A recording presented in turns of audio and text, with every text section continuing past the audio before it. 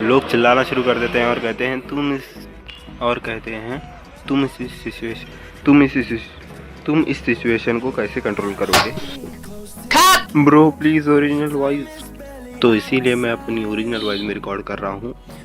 तो चलो वीडियो को शुरू करते हैं, लेकिन वीडियो चालू करने से पहले मैं तुम लोगों को एक बात बताना चाहता हूँ।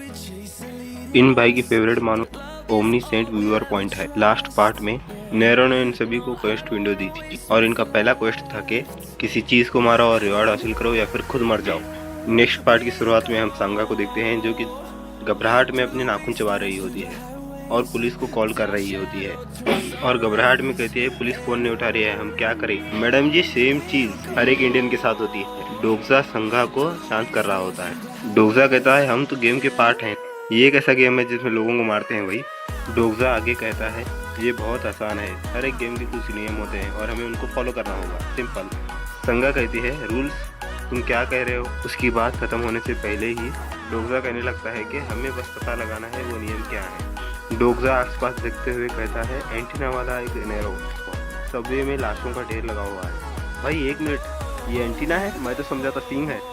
खून से कांपते हुए दफ्तर कर्मचारी, एक बूढ़ी औरत बैठकर प्रार्थना कर रही है पूरी शिद्दत से और हमें फ्यूचर डोगजा की वजह आती है। वैसे जो ये ब्लैक बॉक्स में लिखा है ये सब फ्यूचर वो डोगजा की वजह है। फ्यूचर डोगजा कहता है मुझे अब भी यकीन नहीं हो रहा था कि ये सब सच में हो रहा है, लेकिन अब मैं इसे नकार नहीं सकता था। भाई कुछ लोगों के खोपड़े खुल गए थे जो अभी तक यकीन नहीं हो रहा। अब मुझे इसे स्वीकार करने के अलावा कोई और दूसरा ऑप्शन नहीं है। लोग कह रहे होते हैं कि कोई दरवाज़ा खोलो। एक बंदा कहता है कि इसे तोड़ दो। फिर से फ्यूचर डोगजा कहता है मुझे नहीं पता क्यों, लेकिन ये बात साफ थी कि TWS है जिसे मैं 10 साल से पढ़ रहा हूँ। प्रेसिडेंट वाला डोगजा कहता है मुझे क्या करना होगा जिंदा रहने के लिए, और हमें मैसेजर दिखाया जाता है जिसपे लिखा है किसी एक या एक से ज़्यादा लिविंग ऑर्गेनिज्म को मार दो। कैटेगरी मेन है, डिफिकल्टी लेवल F है और टाइम लिमिट 30 मिनट है। Reward 300 coins, penalty death. वाह, कमाल की बात है। और तभी कोई शाना बोलता है सभी लोग शांत हो जाओ, लंबी लंबी सांसें लो और जो तुम कर रहे हो रोक दो। और हमें उसका चेहरा दिखाया जाता है, ब्रो यू लुक स्मार्ट।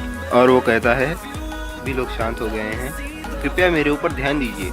शुद्ध हिंदी। जैसा कि आप सभी जानते हैं, ऐसी राष्ट्रीय आपातकालीन स्थिति में एक छोटी सी गलती भी जान माल का बड़ा नुकसान कर सकती है। इसीलिए अब से मैं इस स्थिति की जिम्मेदारी संभालूंगा। Bro who are you?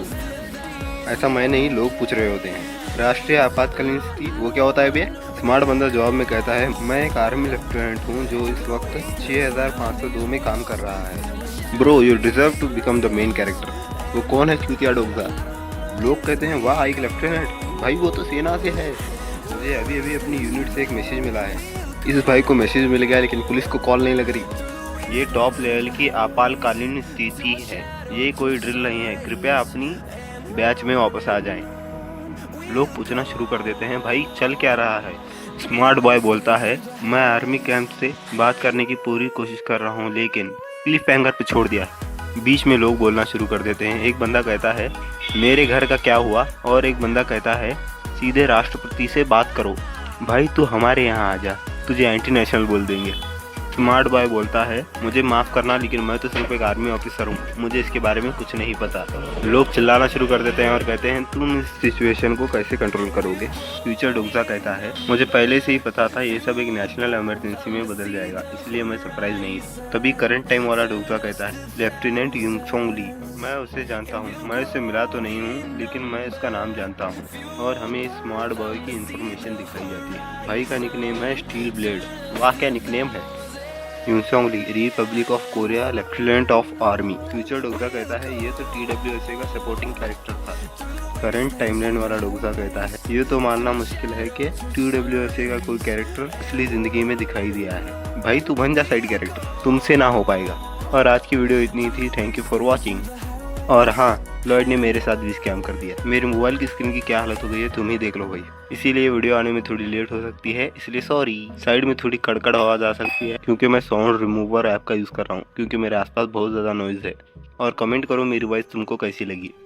Again thank you so much for watching.